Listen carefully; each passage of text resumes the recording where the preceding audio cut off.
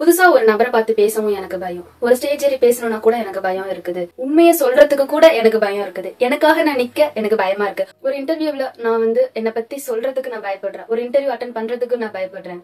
இந்த மாதிரி எந்த ஒரு விஷயம் பண்ணணும்னாலும் நான் பயந்துட்டு இருக்கிறேன். ஆனா அந்த பயம் ஏன் வருதுன்னே எனக்கு தெரியல. அப்படி நீங்க நினைக்கிறீங்களா? அப்பனா இந்த வீடியோ உங்களுக்கு தான். ஒரு விஷயம் நீங்க ஸ்டார்ட் பண்றதுக்கு ஏன் பயப்படுறீங்க அப்படிங்கிறதுக்கான ரூட் காசும் அதை எப்படி ஓவர் கம் பண்ணி வரலாம் அப்படிங்கிறதுக்கான ஸ்டெப்ஸ் நான் என்னோட ஓன் எக்ஸ்பீரியன்ஸை வச்சு உங்களுக்கு எக்ஸ்பிளைன் பண்றேன். ஹோப் இந்த வீடியோ உங்களுக்கு ரொம்ப ஹெல்ப்ஃபுல்லா இருக்கும். உங்களுக்கு ஏதோ ஒரு பயம் இருந்துகிட்டே இருக்குன்னா அதை ஓவர் கம் பண்ணி வரதுக்கு. ஹை தங்கான்ஸ், welcome back to my channel. என்ன இப்பதான் நீங்க ஃபர்ஸ்ட் டைம் பாக்குறீங்கன்னா நான் பூவி. எனக்கு ஒரே இடத்த ஸ்டக் ஆகி என் வாழ்க்கையோட அழகான விஷயங்களை பார்க்காம போக விருப்பம் இல்ல. நீங்களும் அப்படி இருக்கீங்களா? எனக்கு வெயிட்டிங். சப்ஸ்கிரைப் பண்ணி பக்கத்துல இருக்க பெல் ஐகான் கொடுத்து வச்சுக்கோங்க. அப்போதான் நான் போடுற வீடியோ உங்களுக்கு நோட்டிபிகேஷனா வரும். எப்போ நீங்க ஃப்ரீயா இருக்கீங்களோ அப்பெல்லாம் பார்க்கலாம். இல்லையா வேலை செஞ்சுட்டே கேட்கலாம். ஃபர்ஸ்ட் என்னுடைய குட்டி ஸ்டோரி நான் உங்களுக்கு சொல்லிடுறேன். சோ நான் எப்படி என்னுடைய ஃபியர்ஸ் எல்லாம் ஓவர் கம் பண்ணி வந்தேன். இன்னமும் நான் பயப்படுவேன். சில விஷயங்கள் நான் ஸ்டார்ட் பண்ணணும், நான் இப்பயும் பயப்பட வந்தா நான் அதை ஒத்துக்கிறேன். பட் ஸ்டில் முன்னாடி இருந்த அளவுக்கு இப்போ இல்ல. இப்போ பாக்குற பூவிக்கும் ஒரு 7 வருஷத்துக்கு முன்னாடி பார்த்த பூவிக்குமே நிறைய வித்தியாசங்கள் இருக்குது. அவ எதுக்கு எடுத்தாலும் பயப்படுவா. பட் ஸ்டில் காட்டிக்க கூடாதுன்னு நினைப்பா. நிறைய ஆப்பர்ச்சுனிட்டிஸ் அவ மிஸ் பண்ணி இருக்கிறா. அவ பேச பயந்துருக்கிறா. அவளை பெரியவங்க எது சொன்னாலும் கேட்டுக்கோ, அவங்க சரியோ தப்போ பெரியவங்க சொன்னா கேட்டுக்கோ அப்படின்னு சொல்லி அவளோட வாயை அடைச்சிருக்காங்க. ஈவன் அவங்களுக்கு அங்க ஒப்பீனியன் இருந்தாலும் பேச விடாம பண்ணிருக்காங்க. காலேஜ் போனப்போ ஹாஸ்டல்ல சேர்ந்த டைம்ல ஹாஸ்டல் வேலை பாக்குற அக்காவுடைய பேரை சொல்லி ஹெல்ப்புக்காக கூப்பிட கூட அவ பயந்துருக்கா. சோ அப்படி ஒரு நபரா தான் அவ இருந்திருக்கா. அவளுக்கு பேச பிடிக்கும். ஸ்பீச் காம்படிஷன்ல சேரணும்னு அவ்வளவு ஆசை இருந்திருக்கு. பட் இந்த ஸ்கூல்ல எல்லாம் யாரு ரொம்ப நல்லா படிக்கிறாங்களோ அது A கிளாஸ் B கிளாஸ் வேற இருக்குமா. நான் B கிளாஸ்ல படிச்ச பொண்ணு. அவங்க செலக்டடா கூப்பிட்டு ஸ்பீச் காம்படிஷன் வச்சு அதுல ஃபர்ஸ்ட் பிரைஸ் கொடுத்து அப்படிதான் பண்ணிட்டு இருந்தாங்க. அந்த பூவிக்கு ரொம்ப வருஷமா ஸ்பீச் காம்படிஷன்ல சேரணும்னு ஆசை இருந்திருக்கு. அது தள்ளி தள்ளி தள்ளி போய் ஒரு கட்டத்துல அவ ஐ திங்க் 9th நினைக்கிறேன், 9th or 8th அந்த டைம்ல அவளாவே ஓன் ப்ரிப்பரேஷன் அவ ஸ்பீச் காம்படிஷனுக்கு ப்ரிப்பேர் பண்ணி ஃபர்ஸ்ட் ஸ்பீச் காம்படிஷன் சேர்ந்து அவள ஃபர்ஸ்ட் பிரைஸ் வின் பண்ணா. நிறைய யோசிச்சுக்கிட்டே இருந்தோம்னா நம்ம எதுவும் செய்ய முடியாது. நமக்காக யாரும் நமக்கு சப்போர்ட் பண்ண, மத்த பிள்ளைங்களுக்கு ஸ்டாஃப்ஸ் ஹெல்ப் பண்ற மாதிரியோ அவங்களோட பேரண்ட்ஸ் ஹெல்ப் பண்ற மாதிரியோ நமக்கு ஹெல்ப் பண்ண ஆள் இல்ல. பட் நம்மளாதான் நம்ம செஞ்சுக்கணும்னு தெரிஞ்சு அவ அதை செஞ்சப்போ அவளுக்குள்ள ஒரு சந்தோஷம்.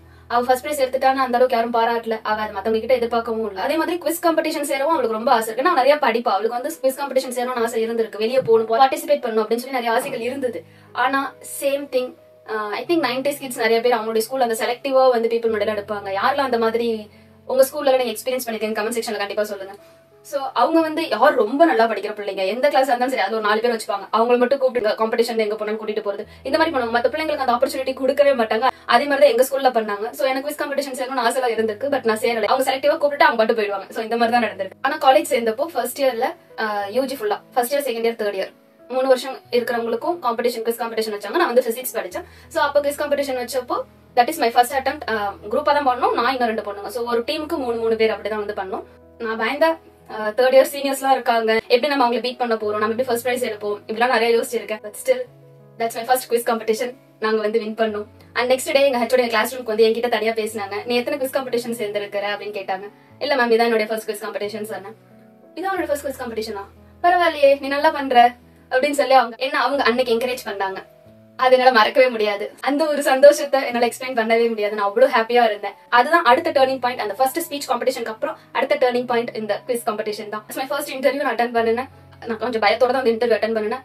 அதுதான் என்னோட ஃபர்ஸ்ட் இன்டர்வியூ. அதுல நான் செலக்ட் ஆனேன். அதுலயே நான் வேலைக்கும் போனேன். அங்க போனப்ப என் கூட அங்க ஒரு I think 48 days training period இருந்தது, 2 months கிட்ட. சோ அப்போ பார்த்தோம்னா எல்லார்கிட்டயும் கிளாஸ்ல I think 39 members to 40 members இருந்தாங்கன்னு நினைக்கிறேன். அவங்க எல்லார்கிட்டயுமே நான் பேசுவேன். அங்க இருக்கிற எல்லாருமே நீ ரொம்ப வாயிடிக்கிறேன்னு சொல்லியிருக்காங்க. சோ இந்த மாதிரி தான் நான் இருந்திருக்கேன். அவங்க எல்லாருக்கிட்டையும் நான் மிங்கிள் ஆவேன். எங்களுக்கு ட்ரைனிங் கொடுக்க வந்தவங்க கிட்டயும் நான் சில்லி கொஸ்டின்ஸா நான் கேட்பேன். ஏன்னா எனக்கு அதுல ஒரு டவுட் இருக்குது அப்படின்னா நான் கொஸ்டின்ஸ் கேட்பேன். ட்ரைனிங் முடிஞ்சிட்டு நான் ஒர்க் போறப்போ எனக்கு யார் ஹெல்ப் பண்ணுவான்னு எனக்கு தெரியாது. சோ சில்லி கொஸ்டின்ஸா இருந்தாலும் நான் கேள்வி கேட்பேன்.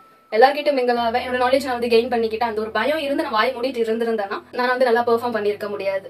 அதே மாதிரி என்னோட யூடியூப் சேனல் நான் ஸ்டார்ட் பண்ணதுமே 1 year நான் யோசிச்சுக்கிட்டே இருந்தேன். நான் யூடியூப் சேனல் ஸ்டார்ட் பண்ணணும் அப்படின்னு சொல்லி. பட் அதுக்கான எக்யூப்மெண்ட்ஸும் இல்ல. எங்க வீட்டுல அதுக்கு அலோவ் பண்ணல. நம்மளோட இந்தியன் பேரண்ட்ஸ் பத்தி தெரியும். யூடியூப்னா ஏதாவது தப்பா இது பண்ணிடுவாங்க அந்த மாதிரி நிறைய யோசிச்சிருக்காங்க. பட் ஸ்டில் நான் ஒன்னும் வல்கரா எந்த ஒரு விஷயமும் பண்ணல. I just share my thoughts அப்படிங்கிற ஒரு விஷயத்துக்காக நான் என் அண்ணன் கிட்ட தான் சொன்னேன். எங்க அண்ணன் மட்டும் தான் என்னோட ஃபர்ஸ்ட் ஸ்டெப்ல கூட நின்னால். அவங்க தான் ஓகே உனக்கு பண்ணணும்னு தோணுதா பண்ணு அப்படின்னு சொல்லி அவங்க மட்டும் தான் எனக்கு சப்போர்ட்டா நின்னாங்க. அதுக்கப்புறம் நான் பண்ண ஆரம்பிச்சேன். இப்போ 1100 பேர் என் கூட சப்போர்ட்டா நிக்கிறீங்க. அன்னைக்கு அந்த பயத்தோட நான் பண்ணாம இருந்திருந்தேன்னா இன்னைக்கு நான் உங்களை மீட் பண்ணி இருக்க முடியாது. எனக்கு வீடியோ எடுக்க தெரியாது. எனக்கு ஃபோன் முன்னாடி நிக்க தெரியாது. நான் செல்ஃபி எடுத்துக்கேன், அதெல்லாம் முன்னாடி எடுத்திருக்கேன். அதுக்கப்புறம் நான் அதெல்லாம் விட்டுட்டேன். சோ எனக்கு வீடியோ எப்படி எடுக்கணும், எடிட் பண்றது எப்படி பண்ணணும் இதெல்லாம் எனக்கு தெரியாது. என்னுடைய ஸ்டார்டிங் வீடியோஸ் எல்லாம் நீங்க பாத்தீங்கன்னா உங்களுக்கே தெரியும். அந்த அளவுக்கு எல்லாம் எடிட்டிங்ல அதான் நல்லா இருக்காது. இப்பயுமே நான் கத்துக்கிட்டே தான் இருக்கிறேன். இருந்தாலும் நான் ஸ்டார்ட் பண்ணேன்.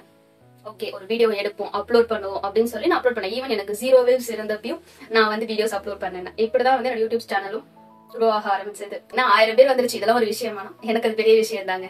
0ல இருந்து ஒரு 10 people வரதுக்கே நான் வந்து டெய்லி பாத்துட்டு இருந்த பொண்ணு இப்ப 1000 பேர் இருக்கிறது எனக்கு அது பெரிய விஷயம் தான். அந்த பயம் இருந்திருந்ததுன்னா இப்ப இந்த 1000 பேர் இருந்திருக்க மாட்டாங்க. சோ இந்த மாதிரி நான் ஒரு பெரிய முடிவுலாம் எடுக்க ஆரம்பிக்கிறப்போ எனக்கு பயங்கள் இருந்தாலும் அதை ஃபேஸ் பண்ணி நான் வந்து அடுத்த ஸ்டெப்புக்கே போயிருக்கேன். It's your time. இப்போ நீங்க உங்களோட பயத்தை ஓவர் கம் பண்ணி வந்து நீங்க உங்க வாழ்க்கையை எப்படி வாழ நினைக்கிறீங்களோ அதை வாழ்றதுக்கான ஃபர்ஸ்ட் ஸ்டெப்பை நீங்க எடுங்க.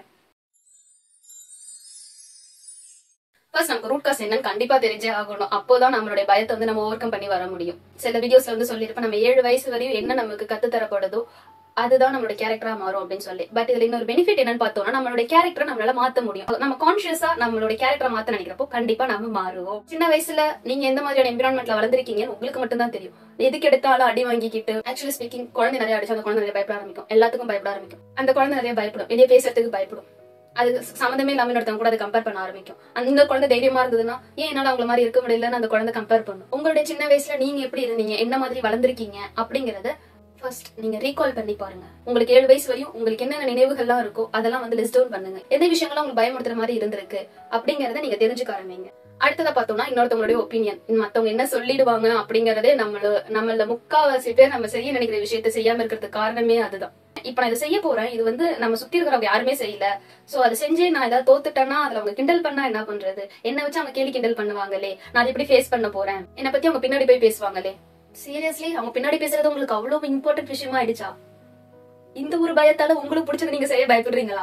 சீரியஸா நானும் இப்படி எல்லாம் இருந்திருக்கேன். அதெல்லாம் முன்னாடி, இப்பெல்லாம் அப்படிலாம் கிடையாது. நீ என்ன வேணா பேசிக்கோ. ஈவன் என் யூடியூப் சேனல் ஸ்டார்ட் பண்ணப்போ கூட எங்க ரிலேட்டிவ் வந்து என்கிட்டயே சொன்னாங்க, நீ வந்து வீடியோஸ் போடுறது எனக்கு பிடிக்கல அப்படின்னு சொல்லி. நான் ஒரே வார்த்தை தான் சொன்னேன், நான் உங்களுக்காக வீடியோ போடல, இந்த வீடியோ யாருக்கு யூஸ்ஃபுல்லா இருக்குமோ அவங்களுக்காக போடுறேன். அவ்வளவு. அதுக்கப்புறம் அவங்க அதை பத்தி பேசவே இல்லை. என் வீடியோஸை பார்க்கணும்னு நினைக்கிறவங்க பார்ப்பாங்க, பார்க்க வேணாம் நினைக்கிறவங்க பார்க்க மாட்டாங்க. இது யாருக்கு போய் சேரணுமோ அவங்கள சேர்ந்தா போதும். எனக்கு இது வந்து சந்தோஷம் கொடுக்குது, நான் இதை பண்றேன். நான் இந்த மாதிரி மத்தவங்களோட ஒப்பீனியனை வந்து மைண்ட்ல ஏத்திக்கிட்டே இருந்திருந்தேன்னா எனக்கு பிடிச்ச விஷயத்த நான் செஞ்சுட்டு இருக்க முடியாது. சரி, நீங்களும் இன்னொருத்தவங்களோட ஒப்பீனியனை வந்து கன்சிடர் பண்றீங்க. நீங்க பண்ற விஷயம் சுத்தி இருக்கிறவங்களுக்கு வந்து அது ரொம்ப சில்லியா தெரியுது, தெரிஞ்சுட்டு போட்டும். அவங்களுக்கு சில்லியா தெரிஞ்சா நமக்கு என்ன? உங்களுக்கு அது பெரிய விஷயமா இருக்கா? உங்களுக்கு அது சந்தோஷம் தருதா? உங்களோட சூழல் அது ஹாப்பியா வச்சுக்குதா? அது போதும். சோ அடுத்தவங்களோட ஒப்பீனியனை நீங்க கன்சிடர் பண்றீங்களா அப்படிங்கறத யோசிச்சு அதுதான் உங்களோட பயத்துக்கு காரணமா அப்படின்னு தெரிஞ்சுக்கோங்க. அடுத்த ரொம்ப இம்பார்ட்டன்ட் விஷயமா எந்த இருக்கலாம்னு பார்த்தோம்னா ரிஜெக்ஷன் ஆர் ஃபெயிலியர். நம்ம ஒரு விஷயம் நம்ம வந்து பண்றோம், அந்த விஷயத்துல நான் தோத்துட்டேன்னா என்ன ஆகும்? இப்ப நான் ஒரு இன்டர்வியூ அட்டெண்ட் பண்ண போறேன், அந்த இன்டர்வியூ நான் ரிஜெக்ட் ஆயிட்டா என்ன பண்ண போறேன்? நம்ம இந்த ரிஜெக்ஷன் ஆர் ஃபெயிலியரை வந்து நம்ம ஃபேஸ் பண்றோம், ஒரு லேர்னிங் ப்ராசஸ் தான் அது. ஏன்னா அது நமக்கு ஏதோ ஒரு விஷயத்த கத்து தருது. நான் ஒரு விஷயம் இப்படி செய்யறேன், ஓகே இந்த பாத்து வந்து கரெக்டா இல்ல, அப்போ நான் இன்னொரு பாத்துக்கு போறேன். இந்த வழி எனக்கு ஒர்க் அவுட் ஆகல, நான் இன்னொரு வழியில நான் ஒர்க் அவுட் பண்ண பாக்குறேன். அதுவும் நமக்கு செட் ஆகல, அப்ப இன்னொரு வழியில நான் போறேன். உங்களுடைய ட்ரீம் லைஃப் ஒன்று வச்சிருப்போம்ல, அந்த ட்ரீம் லைஃப் போறதுக்கான பாத்த ஆப்வியஸா நம்ம ரிஜெக்ஷன் அண்ட் ஃபெயிலியர்ஸ் தான் வந்து நமக்கு காட்டும். ஃபர்ஸ்ட் டைம் நம்ம ஒரு விஷயத்துல ஃபெயில் ஆகுறப்போ ரொம்ப வலிக்கும், கண்டிப்பா ரொம்ப ரொம்ப ரொம்ப வலிக்கும். Second time okay it happens அப்படின்னு, தேர்ட் டைம் ஃபோர்த் டைம் நம்மள அதுல என்ன லெசன் நமக்கு கிடைக்குதுங்கிறத நம்ம வந்து லேர்ன் பண்ண ஆரம்பிப்போம். அப்படி லேர்ன் பண்ணி அதுல இருந்து அடுத்த ஸ்டெப் போறவங்க கண்டிப்பா அவங்க வாழ்க்கையில அவங்க நினைச்சதை அடைய ஆரம்பிப்பாங்க. அதை லேர்ன் பண்ணாம ஸ்டக் ஆகுறவங்க பயத்தோட அவங்களுடைய லைஃப்ல அங்கேயே நின்றுடுவாங்க.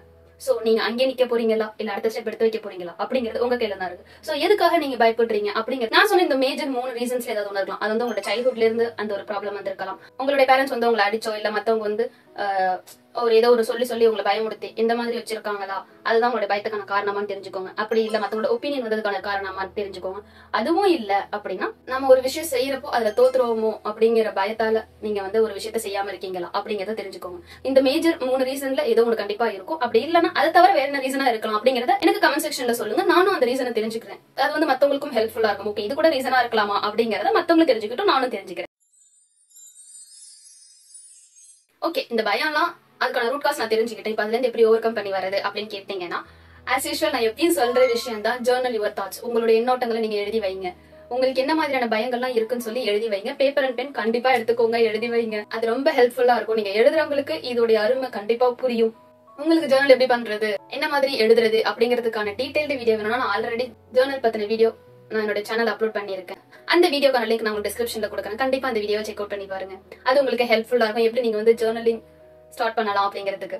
நீங்க ஆல்ரெடி ஜர்னலிங் ஸ்டார்ட் பண்ணிட்டீங்கன்னா உங்களோட எக்ஸ்பீரியன்சஸ் எப்படி இருக்குன்னு இந்த கமெண்ட் செக்ஷன்ல சொல்லுங்க. உங்களோட எக்ஸ்பீரியன்ஸை நானும் தெரிஞ்சுக்கிறேன். அடுத்ததா பார்த்தோம்னா உங்களோட நம்பிக்கைகளை நீங்க மாத்த ஆரம்பிக்கணும். நம்ம எல்லாருமே we are forced, நீ வந்து கடவுளை இப்படிதான் பார்க்கணும், கலாச்சாரத்தை இப்படிதான் பார்க்கணும்னு சொல்லி நம்பணும்னு சொல்லி ஃபோர்ஸ் பண்ணிருக்காங்க. உண்மையை சொல்லணும்னா அவங்க சொன்ன நம்பிக்கைகள் ஓகே அதை ஃபாலோ பண்றீங்கன்னா அதுக்குள்ள நான் வரமாட்டேன், இட்ஸ் யோர் ஒப்பீனியன், நீங்க எப்படியா இருந்துக்கோங்க, அதை நான் சேஞ்ச் பண்ண எனக்கு விருப்பம் கிடையாது. பட் உங்களுக்கு அந்த நம்பிக்கைகள முரண்பாடு இருக்குன்னா நீங்க மாறுங்க. அதை போய் மத்தவங்கள மாற வைக்கணுங்கிற அவசியமே கிடையாது. நீங்க மாறிக்கோங்க. சோ உங்களுடைய மைண்ட் செட்டுக்கு ஏத்த மாதிரியான பீப்புளை நீங்க அட்ராக்ட் பண்ண ஆரம்பிப்பீங்க. சோ அந்த மாதிரி ஒரு என்விரான்மெண்ட் நீங்க சேர ஆரம்பிக்கிறப்போ உங்க லைஃப்ல நீங்க எப்படி க்ரோ ஆகணும்னு நினைக்கிறீங்களோ அந்த மாதிரி நீங்க க்ரோ ஆக ஆரம்பிப்பீங்க. நீங்க எதெல்லாம் நம்புறீங்க, எதெல்லாம் உங்களுக்கு பயமுடுத்துது, உங்களுக்கு பயமுடுத்துற நம்பிக்கை உண்மையா பொய்யா அப்படிங்கறத நீங்க தான் தெரிஞ்சுக்கணும். அப்படி தெரிஞ்சுட்டு அதை நீங்க சேஞ்ச் பண்ண ஆரம்பிங்க. அடுத்து ரொம்ப இம்பார்ட்டன்ட் விஷயம், லேர்ன், கத்துக்கோங்க. நீங்க என்ன பண்ணணும்னு நினைக்கிறீங்க, உங்க வாழ்க்கையில உங்களுடைய ட்ரீம் லைஃப் இதுதான் அப்படின்னு சொல்லி ஒன்று இருக்கும்ல, அது என்ன அப்படிங்கறத ஃபர்ஸ்ட் தெரிஞ்சுக்கோங்க. அந்த ட்ரீம் லைஃப் அச்சீவ் பண்றதுக்கு என்னென்ன ஸ்டெப்ஸ் எல்லாம் நான் எடுக்கலாம் அப்படிங்கறத நீங்க கத்துக்கோங்க. நம்மளுடைய ஜெனரேஷன் வந்து ரொம்ப ரொம்ப ரொம்ப லக்கியான ஜெனரேஷன் தான் நான் சொல்லுவேன். ஏன்னா நம்மளுடைய கையிலே நமக்கான நிறைய விஷயங்கள் இருக்குது, நம்மளுடைய மொபைல் இருக்குது, அதுல நம்ம என்ன கேட்டாலும் அதுக்கான ஆன்சர்ஸ் நமக்கு கிடைக்கும். நீங்க என்ன வீடியோஸ் பார்க்கணும்னு நினைச்சாலும் உங்களுக்கு சோசியல் மீடியால நீங்க பார்க்க முடியும், இந்த யூடியூப் பிளாட்ஃபார்ம்ல நீங்க பார்க்க முடியும். சோ உங்களுடைய ட்ரீம் லைஃப் என்ன, அதுக்கு என்ன மாதிரியான ஸ்டெப்ஸ் நான் எடுக்கலாம், எதெல்லாம் நான் கத்துக்கணும் அப்படிங்கறத நீங்க தான் தெரிஞ்சுக்கணும். உங்ககிட்ட நீங்க பேசி நீங்க தான் அது தெரிஞ்சுக்கணும். உங்களுக்கு ஒருத்தவங்களோட வீடியோஸ் பிடிக்கலன்னா நாட் இன்ட்ரெஸ்டட் கொடுத்தாலே முடிஞ்சது. அதுல போயிட்டு நம்ம கமெண்ட் தப்பு தப்பா பண்ணி அசிங்கமா திட்டி போட்டு உங்களுடைய டேவும் அதுல வேஸ்ட் பண்ணி மத்தவங்களுடைய டேவும் அதுல வேஸ்ட் பண்றது இட்ஸ் நாட் நைஸ்ல. அது நல்லாவே இல்ல. உங்களுக்கு பிடிச்சிருக்கா நீங்க பாருங்க, உங்களுக்கு பிடிக்கலையா நாட் இன்ட்ரெஸ்டட் சொல்லிடுங்க, அன்ஃபாலோ பண்ணிடுங்க, அன்சப்ஸ்கிரைப் பண்ணிடுங்க. வாட் எவர் யூ டூ அது உங்களுக்கு தான் நல்லது. நீங்க உங்களுடைய லைஃப், உங்களுடைய ட்ரீம் லைஃப் மட்டும் நீங்க ஃபோக்கஸ் பண்ணீங்கன்னா கண்டிப்பா உங்க வாழ்க்கையில நீங்க வளர்ச்சியை தான் பாப்பீங்க. நீங்க நினைக்கிற விஷயத்துல இன்னொருத்தவங்க வளர்ந்துட்டு இருக்காங்க, சோ அவங்கள போய் நாம திட்டி அவங்களுடைய மைண்ட் செட்டை நம்ம அப்செட் பண்றதுனால உங்களுக்கு ஒரு சந்தோஷம் கிடைக்குதுன்னா you are failing in your life. Sorry, இது எத்தனை பேர் ட்ரிகர் பண்ணும் I don't know. But still நீங்க நினைக்கிற விஷயத்துல இன்னொருத்தவங்க சக்சஸ்ஃபுல்லா இருக்காங்கன்னா அந்த ஸ்டெப்பை நீங்க எடுக்கல, அதனாலதான் நீங்க இங்கே நிக்கிறீங்க. சோ நிறைய விஷயங்கள் கத்துக்கோங்க. உங்களுக்கு ஒரு பயம் இருக்கு, அந்த பயத்தால நீங்க செய்யாம இருக்கீங்க, நீங்க செய்யாததுனால உங்க வாழ்க்கையில அங்கேயே நிக்கிறீங்க. ஆனா அதே விஷயத்த பயம் இல்லாம ஒருத்தவங்க செஞ்சுட்டாங்க, அவங்க அடுத்த ஸ்டெப்புக்கு போயிட்டாங்கன்னு பார்த்து பொறாம பண்றதுல எந்த ஒரு லாஜிக் ரீசனுமே இல்ல. சோ நீங்க பண்ணணும்னு நினைக்கிறத பயம் இருந்தாலும் அதை கத்துக்கிட்டு ஃபர்ஸ்ட் ஸ்டெப் எடுத்து வச்சிருங்க. நிறைய கத்துக்கோங்க. ஒரு விஷயம் செய்யணும்னு நினைக்கிறீங்களா, அதுக்கு முன்னாடி அதை பத்தி நிறைய தெரிஞ்சுக்க ஆரம்பிங்க. அடுத்து ரொம்ப ரொம்ப ரொம்ப இம்பார்ட்டன்ட் விஷயம் பார்த்தோம்னா பிரையாரிட்டைஸ் யுவர்செல்ஃப். உங்களுக்கு நீங்க முக்கியத்துவம் கொடுக்கணும். நீங்க எந்த ரோல் வேணா ப்ளே பண்ணலாம். நீங்க ஒரு அம்மாவா இருக்கலாம், தங்கச்சியா இருக்கலாம், அக்காவா இருக்கலாம், அத்தையா இருக்கலாம், இல்ல அப்பாவா இருக்கலாம், மாமாவா இருக்கலாம், ஹஸ்பண்டா இருக்கலாம், எப்படி வேணா நீங்க இருக்கலாம். உங்க வாழ்க்கையில நீங்க என்ன பண்ணணும்னு நினைக்கிறீங்களோ நீங்க அதை பண்ணுங்க. மத்தவங்களுக்கு அதை சாக்ரிஃபைஸ் பண்ணி உங்க வாழ்க்கையை நீங்க நடத்திட்டு இருக்கிறப்போ காலப்போக்கில் அது விரக்தியை கொடுக்கும். என்னடா வாழ்க்கை இது அப்படின்னு சொல்லி உங்க மேல உங்களுக்கு இருக்கிற கோவத்தை நீங்க கண்டிப்பா அடுத்து உங்களுடைய குழந்தை கிட்டயோ இல்ல மத்தவங்க கிட்டயோ அதை நீங்க காட்ட ஆரம்பிப்பீங்க. நீங்க உங்களுக்கு பிடிச்ச வாழ்க்கையை நீங்க வாழ்றப்போ ஓகே நான் எனக்கு பிடிச்சதான் பண்றேன் அப்படிங்கிற ஒரு சந்தோஷம் வரப்போ உங்களுக்கு ரொம்ப பிடிச்சவங்க கிட்டயும் நீங்க பாசத்தை தான் காட்ட ஆரம்பிப்பீங்க. சோ பயந்துகிட்டு உங்களுக்கு பிடிச்சதை நீங்க பண்ணாம நான் உனக்காக இதை தியாகம் பண்றேன்னு சொல்லி மத்தவங்க மேல பழிய போடாம உங்களுக்கு என்ன பிடிச்சிருக்கோ அதை நீங்க பயம் இருந்தாலும் ஃபேஸ் பண்ணி அதை நீங்க பண்ணுங்க. நீங்க ஆட்டோமேட்டிக்கா மத்தவங்களையும் நேசிக்க ஆரம்பிப்பீங்க. So prioritize yourself. Last and final step என்னன்னு பார்த்தோம்னா take your first step. First step எடுத்து வச்சிருங்க. ரொம்ப நாள் யோசிக்காதீங்க. இப்ப நான் அந்த யூடியூப் சேனல் ஸ்டார்ட் பண்ணணும்னு சொன்னதுக்கு ஒரு வருஷம் யோசிச்சேன்னு சொன்னேன். சோ அந்த மாதிரிலாம் யோசிக்க வேண்டாம். அந்த ஃபர்ஸ்ட் ஸ்டெப் எடுத்து வச்சிருங்க. எதுவுமே இல்லைன்னு பரவாயில்ல. என்கிட்ட இப்ப ட்ரைபாட் இருக்குது, ரிங் லைட் இருக்குது. பட் நான் ஃபர்ஸ்ட் வீடியோ போட்டப்போ என்னுடைய பவுடர் டப்பா வந்து ஸ்டாண்டா வச்சுக்கிட்டு முன்னாடி மொபைல் வச்சு மைக் எதுவும் இல்ல அப்படிதான் நான் ஃபர்ஸ்ட் வீடியோ எடுத்து அப்லோட் பண்ணேன். சோ நீங்க ஸ்டார்ட் பண்ணிடுங்க. Just take your first step. அது பயம் இருக்கும், கண்டிப்பா பயம் இருக்கும். எப்படி இருக்குமோ தெரியல, வீடியோ எப்படி வரும் தெரியல, இந்த மாதிரிலாம் கண்டிப்பா நிறைய பயம் இருக்கும். அந்த பயத்தோடயே நீங்க உங்களுடைய ஃபர்ஸ்ட் ஸ்டெப் எடுத்து வைங்க. ஒரு இன்டர்வியூ போகணும்னு நினைக்கிறீங்களா, ஜஸ்ட் அப்ளை மட்டுமாவது பண்ணி வைங்க. சோ உங்களுக்கு ஒரு பயம் இருந்தாலும் அந்த பயத்தோடயே உங்களுடைய ஃபர்ஸ்ட் ஸ்டெப் எடுத்து வைங்க. அடுத்த ஸ்டெப் ஆட்டோமேட்டிக்கா நீங்க பண்ண ஆரம்பிச்சிருவீங்க. அப்போ அந்த பயம் போக ஆரம்பிச்சிடும். கொஞ்சம் கொஞ்சம் அந்த பயம் போக ஆரம்பிச்சிடும். உங்களே அறியாம அந்த பயம் உங்களை விட்டு போகும். அதுக்கு ரொம்ப இம்பார்ட்டன்ட் விஷயம் ஃபர்ஸ்ட் ஸ்டெப். எப்போ நீங்க அந்த முதல் படி எடுத்து வைக்கிறீங்களோ அடுத்து ஆட்டோமேட்டிக்கா கோ வித் த ஃப்ளோல நீங்க அடுத்தடுத்து எல்லா விஷயங்களும் செய்ய ஆரம்பிப்பீங்க. அப்போ நீங்க வாழணும்னு ஆசைப்படுற அந்த வாழ்க்கைய வாழ ஆரம்பிப்பீங்க. அப்போ உங்களுக்குள்ள ஒரு மன நிம்மதி கண்டிப்பா கிடைக்க ஆரம்பிக்கும். உங்களுடைய பயம் உங்களுடைய வாழ்க்கைய நிறுத்தக்கூடாது. உங்களுக்கு இருக்கிறது ஒரு வாழ்க்கை, அது உங்களுக்கு பிடிச்ச மாதிரி நல்லபடியா நீங்க வாழணும். உங்களுடைய எதிர்காலம் உங்களுடைய கையில தான் இருக்கு. இன்னைக்கு நாம என்ன செய்யறோமோ அதுதான் நம்மளுடைய எதிர்காலத்தை உருவாக்குது. சோ இன்னைக்கு நீங்க என்ன பண்ணணுங்கிறத கான்ஷியஸ் டெசிஷனா எடுங்க. பயந்து எந்த ஒரு விஷயத்தையும் தள்ளி போடாதீங்க. Live with love, not with fear. Hope இந்த வீடியோ உங்களுக்கு ஹெல்ப்ஃபுல்லா இருக்கும் நான் நம்புறேன். இந்த வீடியோவை இதுவரையும் பார்த்திருந்தீங்கன்னா ரொம்ப தேங்க்ஸ். உங்களுக்கு இந்த வீடியோ பிடிச்சிருந்ததுன்னா கண்டிப்பா லைக் பண்ணுங்க. உங்களுக்கு ரொம்ப பிடிச்சவங்க ஒரு விஷயம் ஸ்டார்ட் பண்றதுக்கு பயப்படுறாங்கன்னா அவங்களுக்கு இந்த வீடியோவை ஷேர் பண்ணி இந்த ஸ்டெப்ஸ் எல்லாம் ஃபாலோ பண்ணு, உன்னுடைய பயத்துக்கான ரூட் காஸ் என்னன்னு தெரிஞ்சுக்கோன்னு சொல்லி இந்த வீடியோவை உங்களுக்கு ஷேர் பண்ணுங்க. அடுத்த வீடியோல வேற ஒரு டாபிக்ல உங்களை நான் மீட் பண்றேன். Shine like a star. Bye.